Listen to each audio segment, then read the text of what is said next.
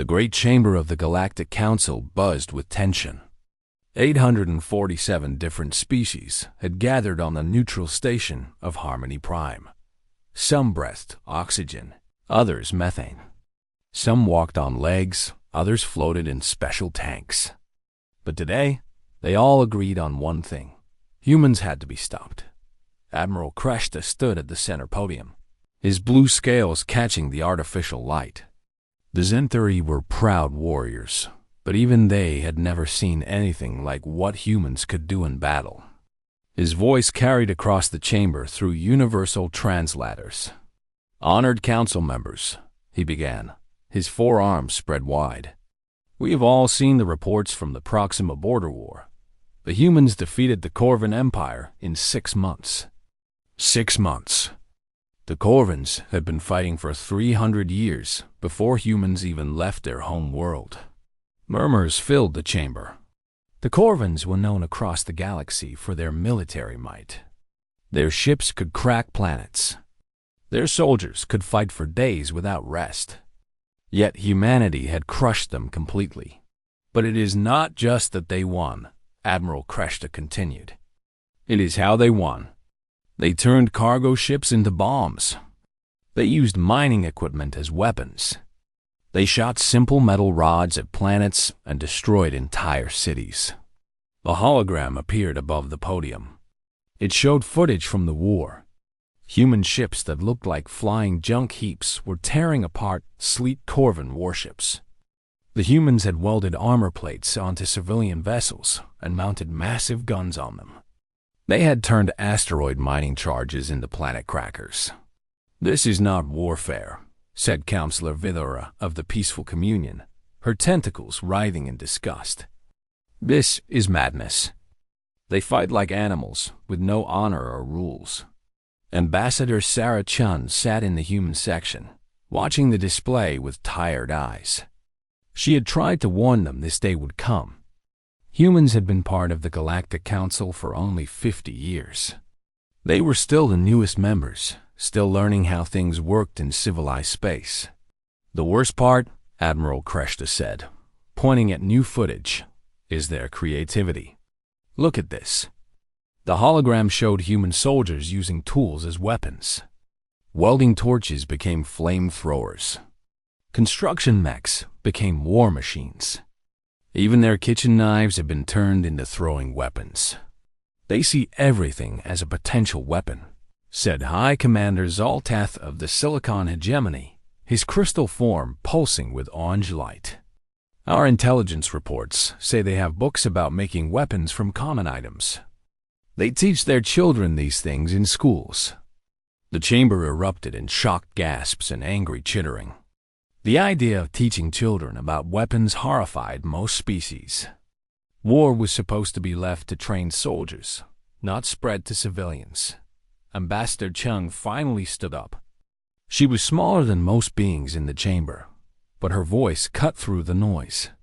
"Council members, please listen to me. You do not understand why we fight this way.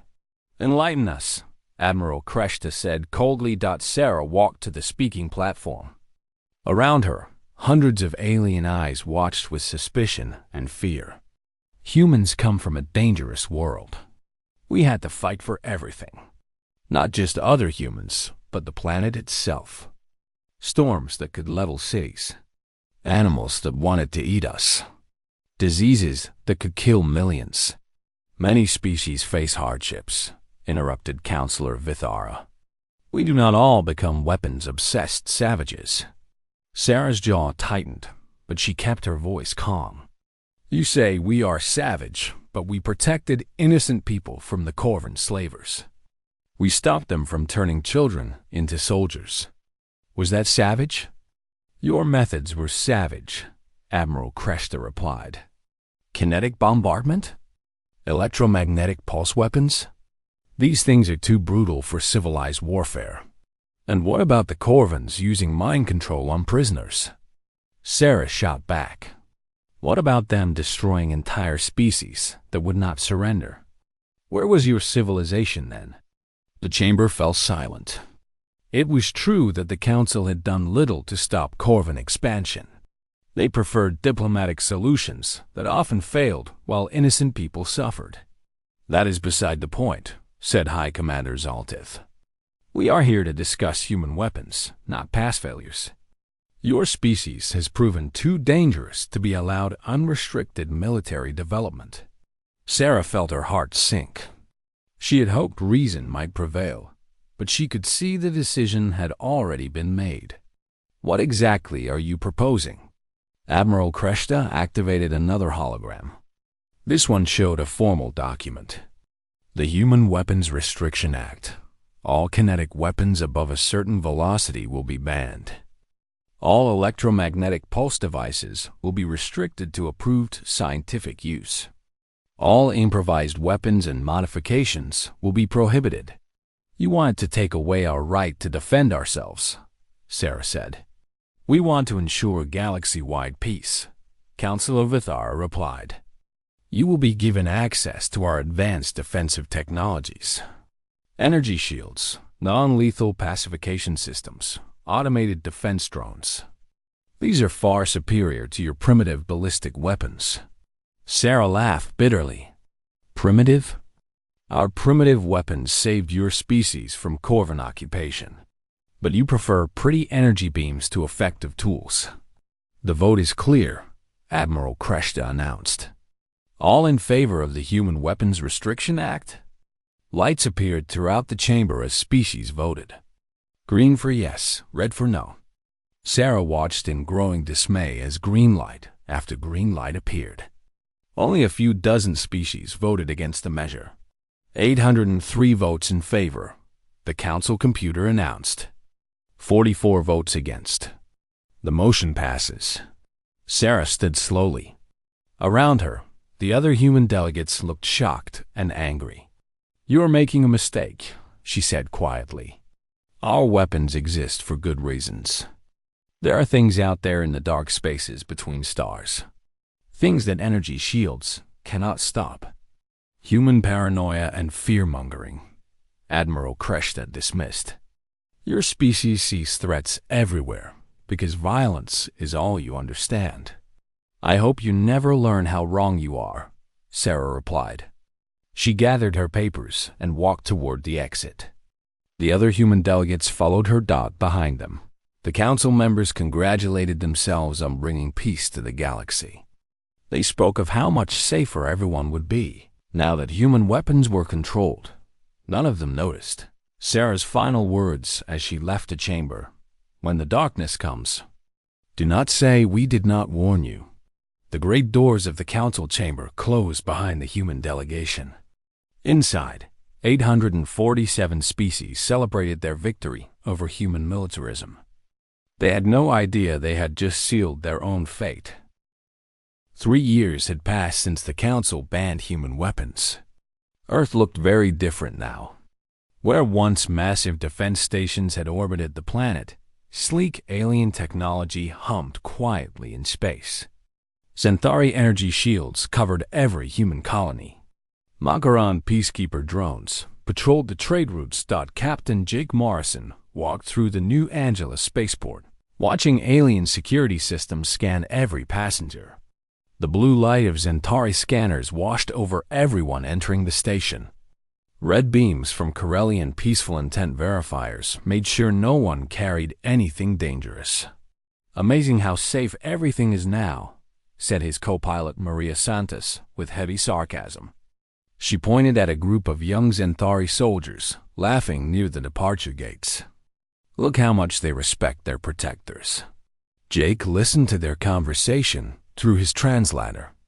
The aliens were telling jokes about human stick throwers and rock hurlers.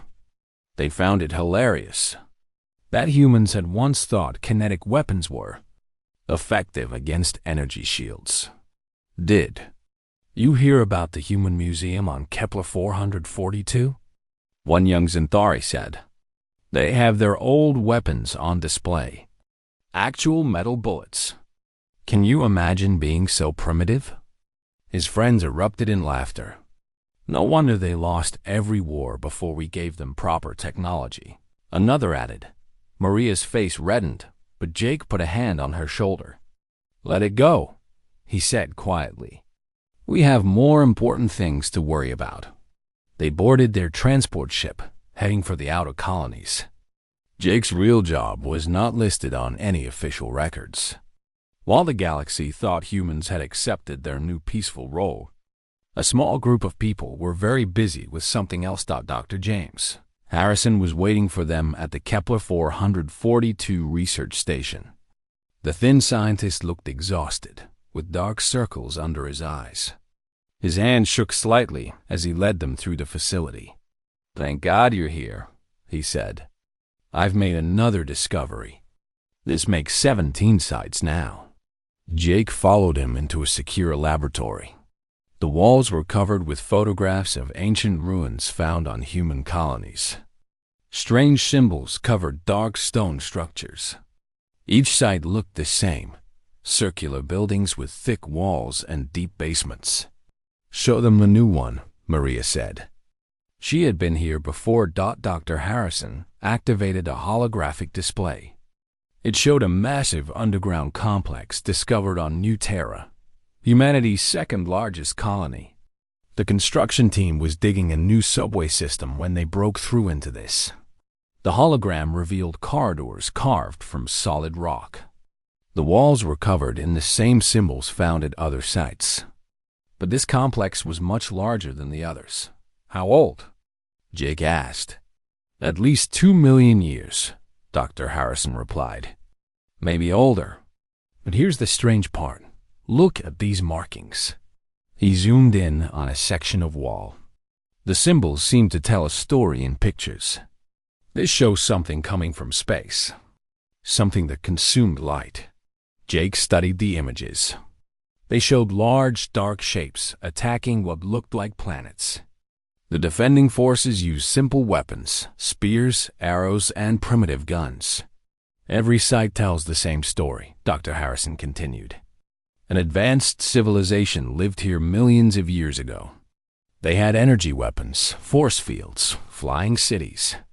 But when these dark things came, all their advanced technology failed. What happened to them?" Maria asked. "They died," Dr. Harrison said simply. "All of them. The only survivors were the primitive humans, our ancestors, who lived in caves and fought with rocks and sticks." Jake felt a chill run down his spine. "You think these dark things are coming back?" "I don't think it," Dr. Harrison said grimly. "I know it. Look at this." He showed them a new image. The ancient symbols formed a clear pattern, a countdown or calendar. According to these markings, they return every 2.5 million years. The last time was exactly 2.5 million years ago. Maria stared at the display. "So they're due back now." "Any day," Dr. Harrison confirmed. "And this time, the galaxy is completely unprepared. Every species relies on energy weapons and force fields. The same technology that failed before." Jake thought about the Xanthari soldiers laughing at human weapons. "Does the Council know about this?" Dr. Harrison snorted. "I've sent them 17 reports. They file them under human historical research and ignore them. Ambassador Chun tried to get their attention, but they think we're making it up to justify building weapons again. So, what do we do?" Maria asked. Jake was quiet for a long moment. Then he smiled grimly. "We prepare, just like our ancestors did." Over the next few months, strange things began happening throughout human space. Mining operations dug deeper than ever before. Archaeological digs expanded into massive excavation projects. Research stations sprang up in remote locations.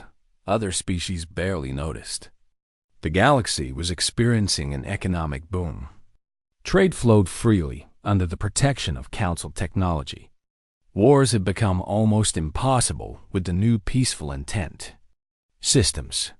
The few alien observers who paid attention to human activities saw exactly what they expected: a defeated species, throwing themselves into harmless academic pursuits Humans studied old rocks and ancient history.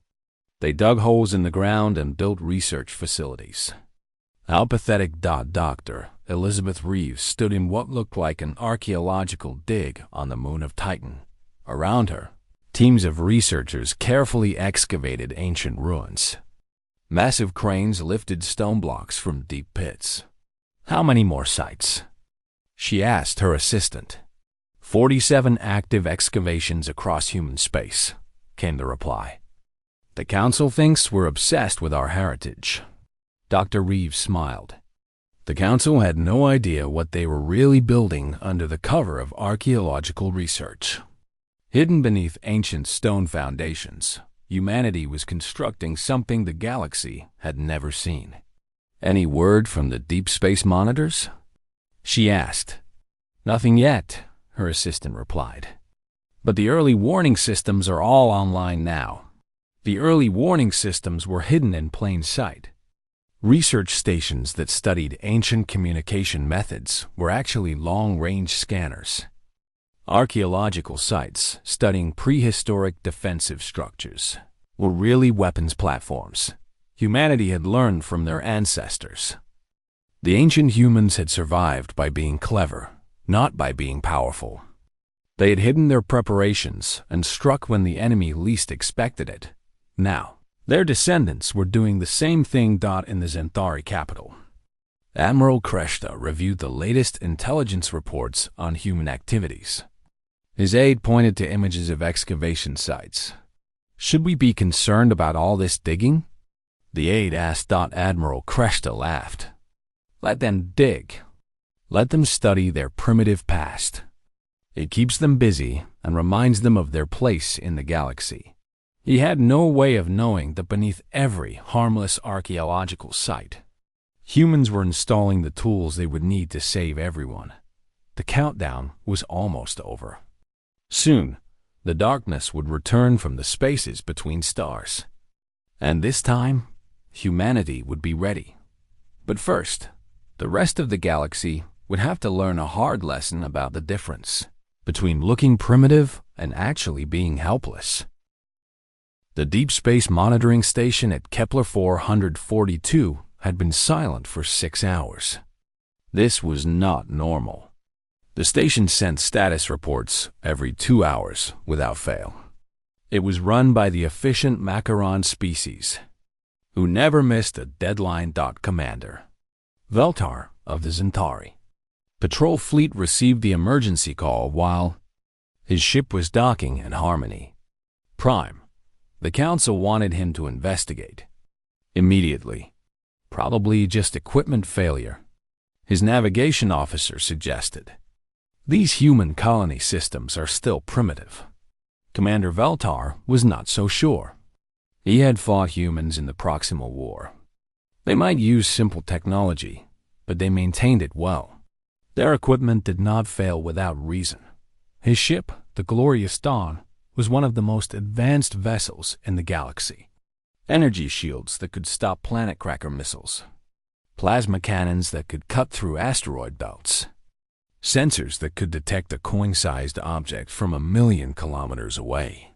The journey to Dayadko, Kepler 442, took 18 hours at maximum warp. When they arrived, Commander Veltar immediately knew something was terribly wrong. The monitoring station was still there, floating in space exactly where it should be. All the lights were on. The structure looked completely undamaged. But it was not sending any signals at all. "Scan for life signs," Commander Veltar ordered.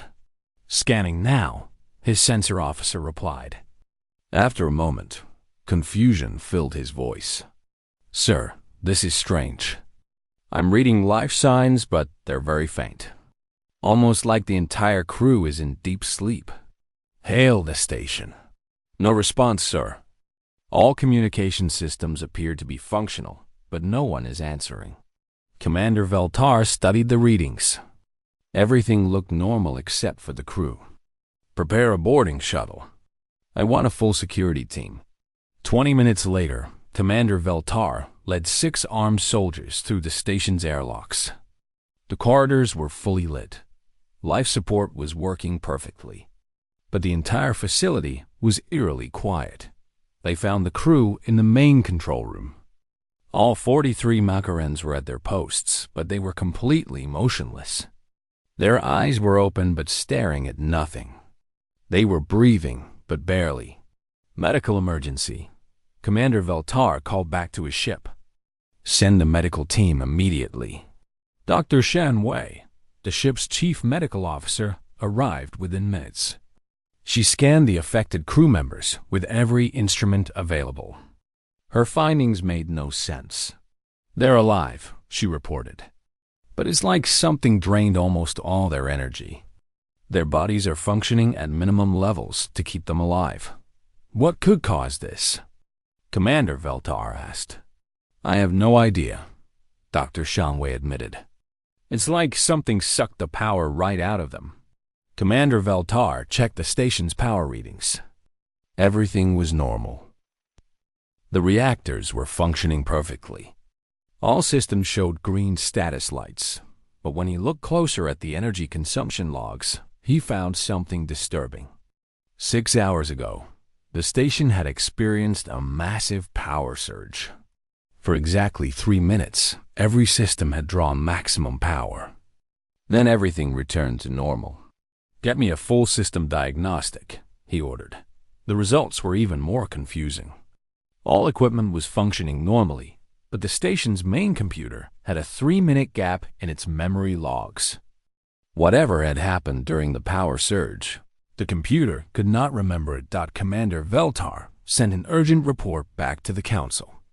Within hours, similar incidents were reported across 3 different sectors.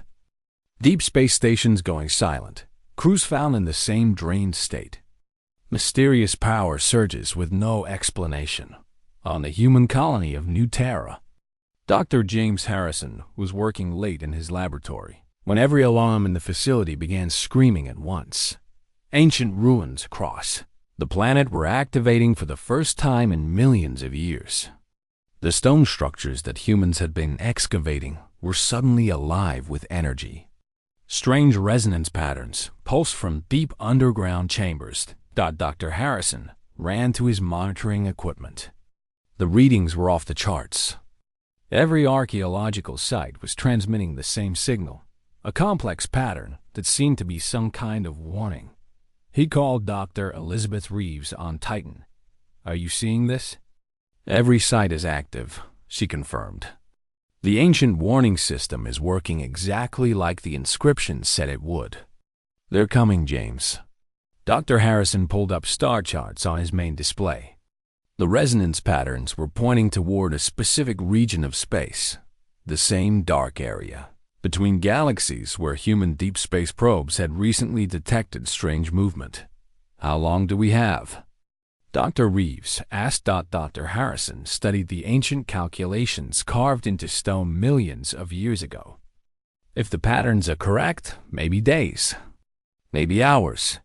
Across human space, secret communication networks activated. Messages passed between mining operations, archaeological digs, and research stations. Humanity's hidden preparations moved into their final phase, but the rest of the galaxy was still trying to understand what was happening to their deep space stations. Admiral Kreshta convened an emergency council session. Representatives from dozens of species gathered to discuss the mysterious attacks. 7 stations affected so far, he reported. All in Outer Rim territories. All crews found in the same drained state. Could this be some new form of terrorism? Suggested Counselor Vithara. No species has technology that could cause these effects, High Commander Zoltith replied. Our sensors detect no weapons fire, no explosions, no chemical agents.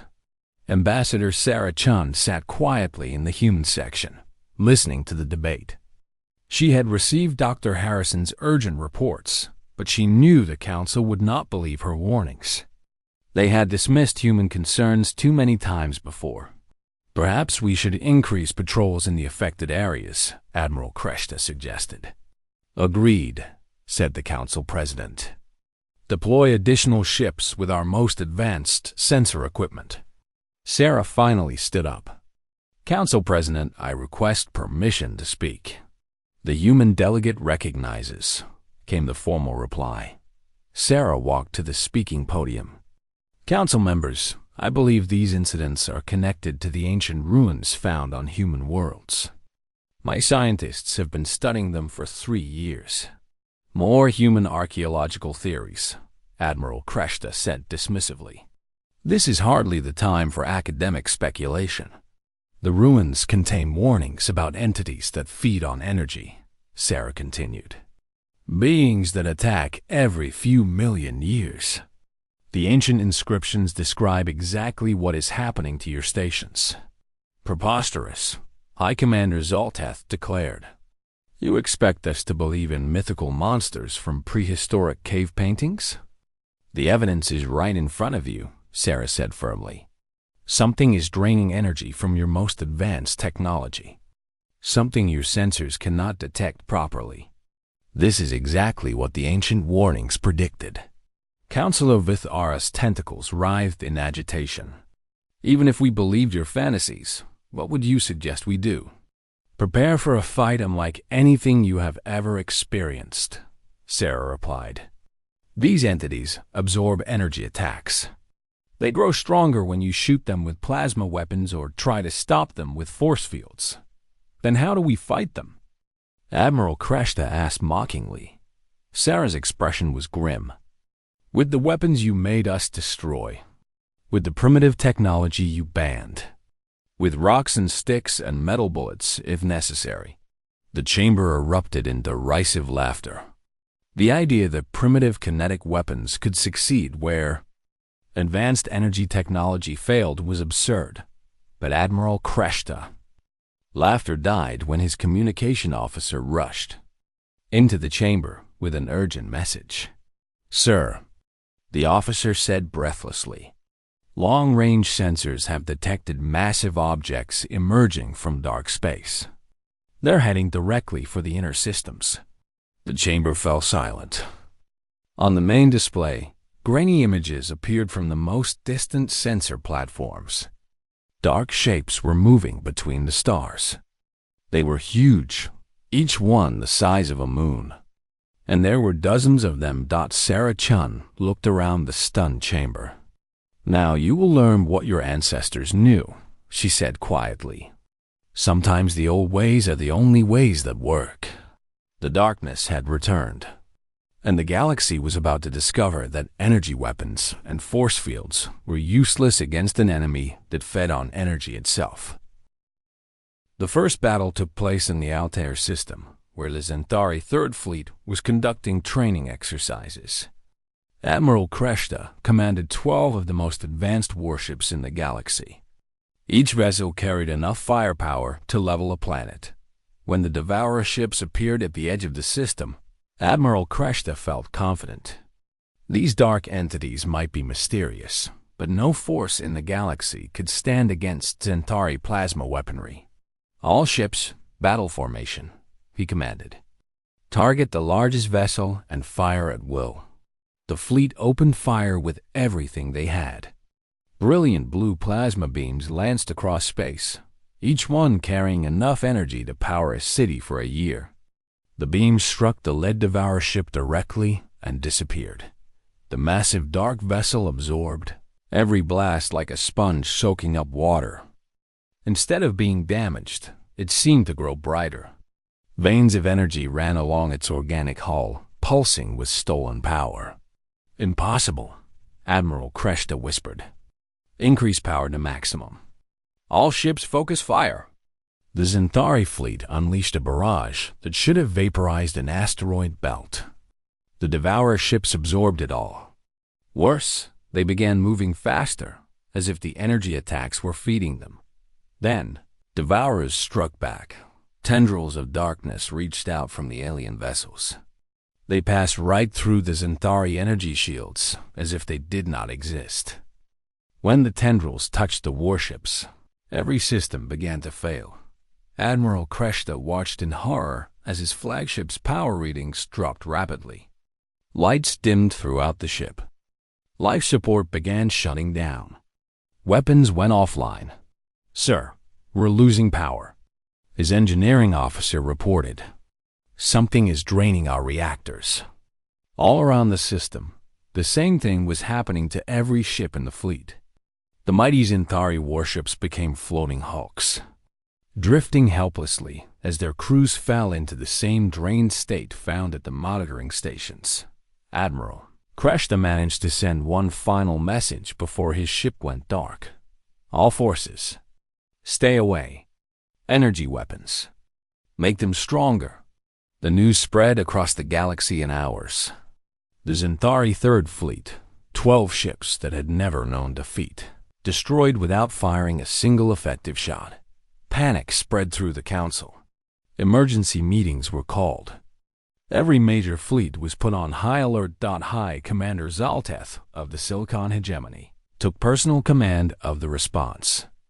He assembled the largest battle fleet in galactic history, over 300 ships from 20 different species. The Zinthari failed because they relied on brute force, he announced to his commanders. "We will use precision strikes and advanced tactics." The fleet engaged the Devourers near the Vega system. Zaltith coordinated a complex attack pattern using the most sophisticated weapons available. Ion cannons that could disrupt molecular bonds. Antimatter torpedoes that annihilated everything they touched. Quantum disruptors that operated at the subatomic level. Every single weapon failed. The Devourers absorbed the ion bursts and grew larger. The antimatter torpedoes vanished into their dark hulls without a trace. The quantum disruptors only seemed to make them more solid. Within 6 hours, 300 ships from 20 species had joined the Zinthari fleet as powerless hulks drifting in space. The galaxy's greatest. Military commanders were reduced to sending desperate messages. Conventional weapons ineffective. Entities feed on all energy. Require immediate assistance. Ambassador Sarah Chun stood before an emergency session of the Galactic Council. The great chamber that had once mocked human weapons was now filled with terrified species begging for help. "We need your weapons," Admiral Kreshta said via emergency communication from his disabled flagship. "You must have kept some of your kinetic weapons hidden." Sarah shook her head grimly. "We followed your treaty to the letter. Our weapons facilities were dismantled. Our military infrastructure was converted to peaceful purposes. Then build new ones," Councillor Vithara demanded. "Surely you can reconstruct them quickly." "Our shipyards were converted to build civilian vessels," Sarah replied. "Our weapons factories now make farming equipment. Our military academies teach peaceful negotiation. How long would it take to rebuild?" High Commander Zaltith asked desperately. Admiral Elena Vasquez, former commander of the Human Defense Corps, stepped forward. The old soldier had been forced into retirement when the treaty passed. 8 months minimum for basic kinetic weapons, she said bluntly. 2 years for anything effective against fleet-sized targets. That is assuming we can get access to the necessary materials and manufacturing equipment. The chamber fell into stunned silence. 8 months was far too long. The Devourers were moving toward the core systems. They would reach major population centers within weeks. "There must be something you can do," Admiral Kreshta pleaded. "Some human trick or strategy."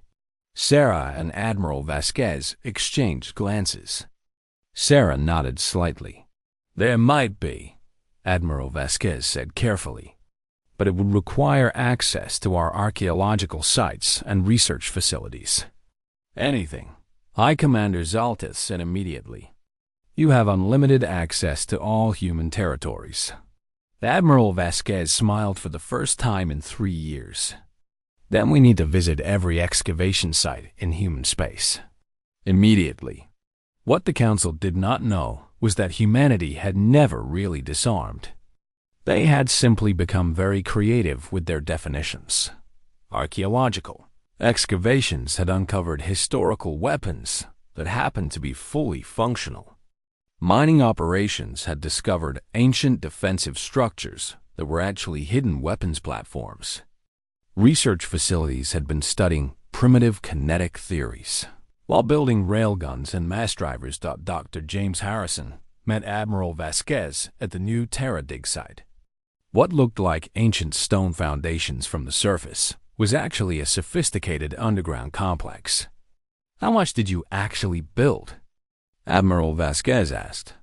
"Every excavation site has a weapons platform," Dr. Harrison replied. "Every research station has hidden armaments. Every mining operation has kinetic bombardment capability." They descended into the underground facility. Hidden beneath millions of years of rock and dirt was a massive railgun complex. The weapon could accelerate tungsten rods to incredible speeds and send them across the solar system. "We learned from our ancestors," Dr. Harrison explained. "They survived by being clever, not powerful. They hid their weapons and struck when the enemy was not expecting it." Admiral Vasquez examined the weapon systems. They were crude compared to galactic standards, but they were exactly what humanity needed. Simple kinetic weapons that would not feed the devourers. Electromagnetic pulse systems that could disrupt the entity's energy-based physiology. "How many sites like this?" she asked. 47 major installations, Dr. Harrison replied, plus hundreds of smaller weapons hidden in civilian infrastructure. Admiral Vasquez began to understand the scope of humanity's preparations. "You turned your entire civilization into a hidden weapons network." "We tried to warn them," Dr. Harrison said quietly. "When they would not listen, we prepared anyway." Across human space, the truth was being revealed. Cargo haulers were opening hidden compartments to reveal missile launchers. Mining ships were extending concealed railguns. Research stations were activating military-grade sensor arrays. Humanity had spent 3 years disguising their entire military capability as civilian archaeology and research. They had never truly disarmed. They had simply become invisible. "Admiral," Vasquez opened the communication channel to Admiral Cresta. "Admiral, this is Elena Vasquez. We have weapons available for immediate deployment." "Thank the gods," Admiral Cresta replied. "What do you need from us?" "Nothing," Admiral Vasquez said simply. "We just need you to stay out of our way." The Devourers were about to discover that humanity's ancestors had left them more than just warnings carved in stone. They had left them the knowledge of how to fight an enemy that could not be defeated with energy weapons. And their descendants had been preparing for this moment for 3 long years. The Devourer fleet approached Earth like a dark tide sweeping across space. 43 massive ships, each one gorged with energy stolen from the galaxy's finest warships. They had grown larger and more powerful with every victory. Admiral Elena Vasquez stood in the command center buried deep beneath the Swiss Alps. Around her, displays showed the approaching enemy and the positions of human forces throughout the solar system. "All platforms report."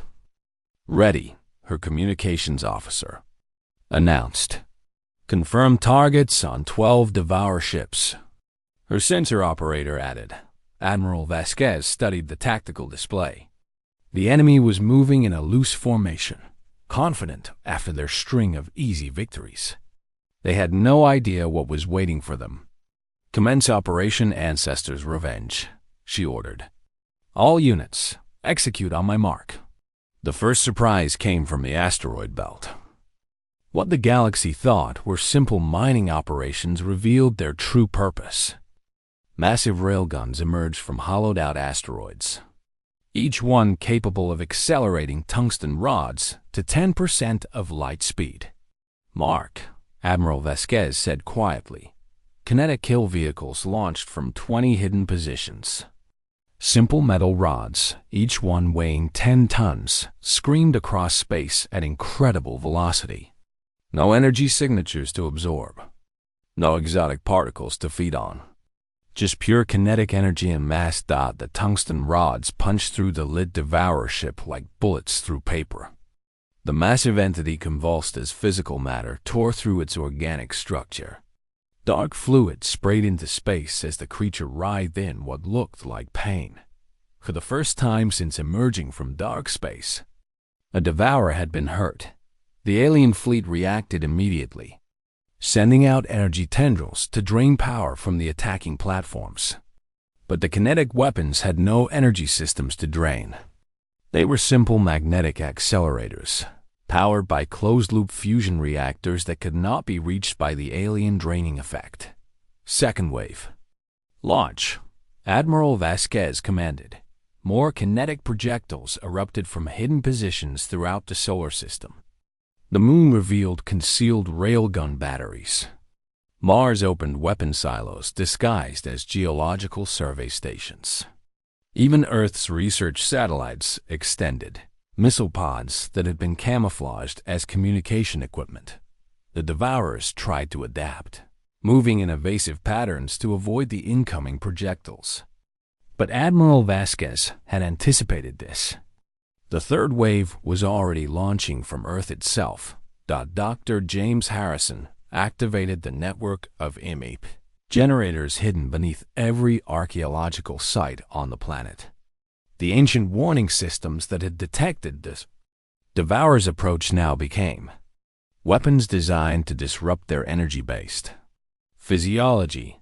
Massive electromagnetic pulses erupted from 47 positions across Earth's surface.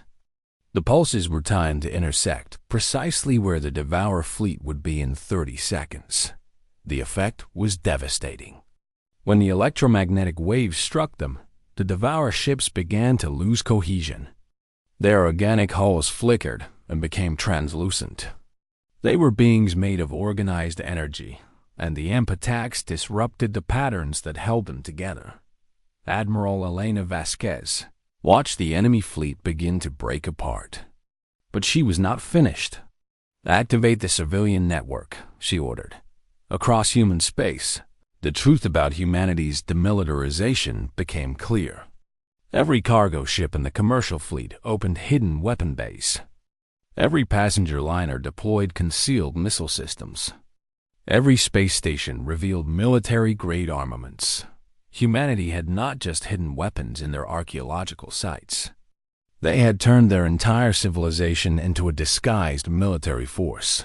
The Kepler 442 colony ship, supposedly carrying peaceful settlers, fired a spread of kinetic torpedoes that had been disguised as supply containers.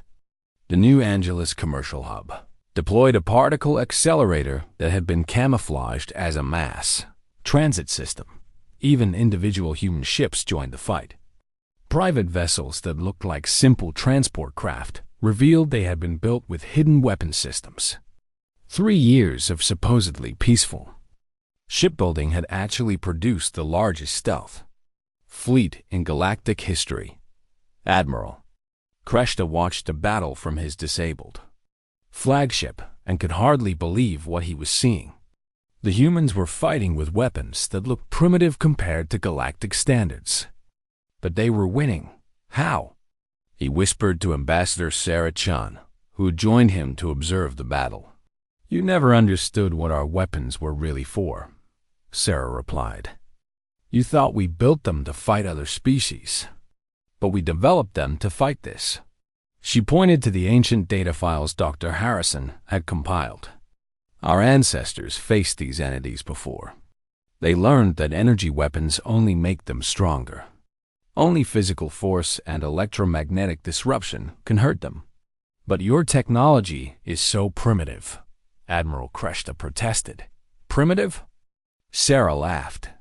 "Admiral, we accelerated those tungsten rods to 30,000 kilometers per second.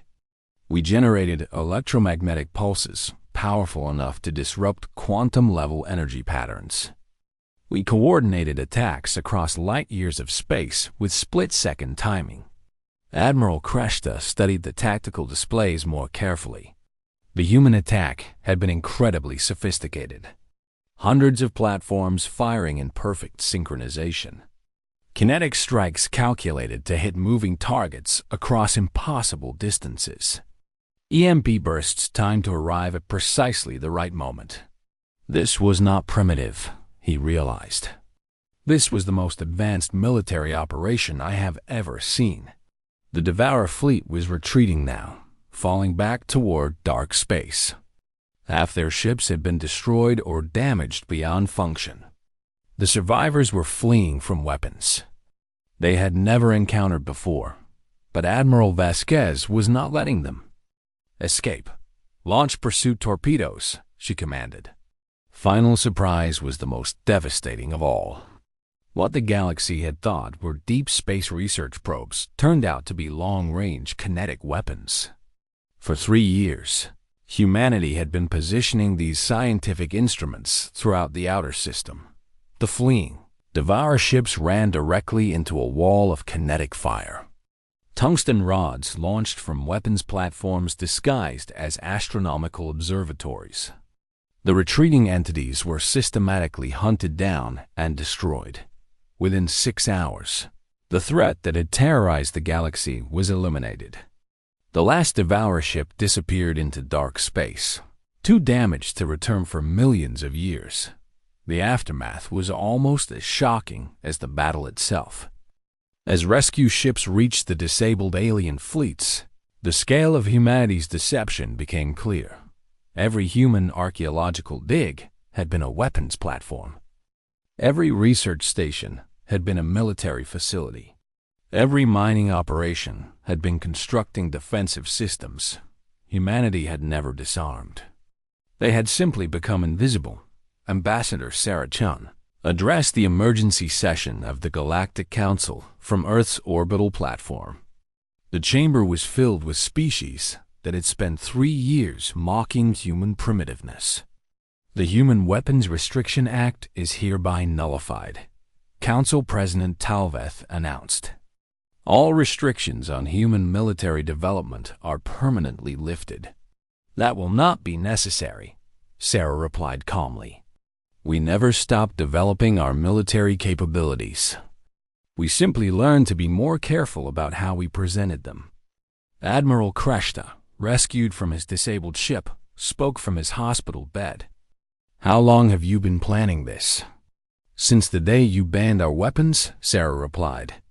You taught us that the galaxy prefers comfortable lies to uncomfortable truths. So we gave you the comfortable lie that we had disarmed, while preparing for the uncomfortable truth that we might need to fight alone. High Commander Zoltith struggled to understand what had happened. Your weapons were so crude, so simple. How could they succeed where our advanced technology failed? Because simple tools often work better than complex ones, Sarah explained. You built weapons designed to impress. We built weapons designed to kill specific enemies. Dr. James Harrison joined the transmission from the New Terra facility. Our ancestors left us detailed instructions about fighting the Devourers. Every symbol carved in ancient stone was a tactical manual. We spent 3 years building exactly what those instructions specified. The council sat in stunned silence.